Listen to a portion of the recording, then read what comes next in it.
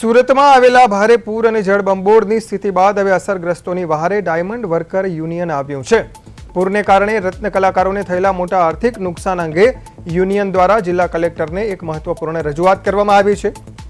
યુનિયને collector સમક્ષ માંગ કરી છે કે શહેરમાં અલગ અલગ વિસ્તારોમાં પાણી ભરાઈ જવાને કારણે હજારો રત્ન કલાકારો સતત 2 દિવસ સુધી કામ પર જઈ શક્યા નહોતા, જેથી આ 2 દિવસના કામના દિવસો ગણીને તેમને વળતર ચૂકવવામાં આવે। આ સાથે જ રજૂઆતમાં એવું પણ જણાવવામાં આવ્યું કે સરકાર દ્વારા હાલ પૂર પ્રભાવિત લોકોને જે રીતે કેશડોલ ચૂકવવામાં આવી રહી છે તે જ તર્જ પર રત્ન કલાકારોના ઘરોમાં પૂરના પાણી ઘૂસી જવાથી મોટું નુકસાન થયું છે। તેમના ઘરોનો પણ વહેલી તકે સર્વે કરવામાં આવે। યુનિયને માંગ કરી કે તંત્ર દ્વારા જલ્દીથી નુકસાનીનો આંકડો મેળવી પીડિત રત્ન કલાકારોને ઝડપથી યોગ્ય આર્થિક વળતર અને સહાય પૂરા પાડવામાં આવે।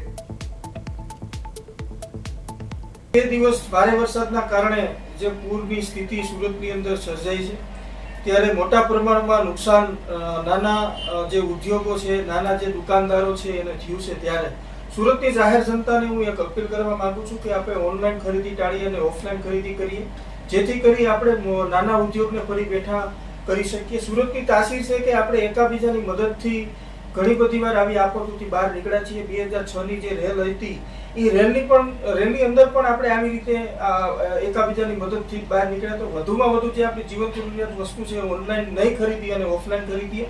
ત્યારે જે વિસ્તારોમાં પાણી ભરાયા હતા એ મેજર વિસ્તારો, જે વરાછાની અંદર જે મેજર વિસ્તારો છે, કતારગામની અંદર જે મોટા પ્રમાણમાં જે વિસ્તારો છે જ્યાં મોટા પ્રમાણમાં રત્ન કલાકારો વસવાટ કરે છે,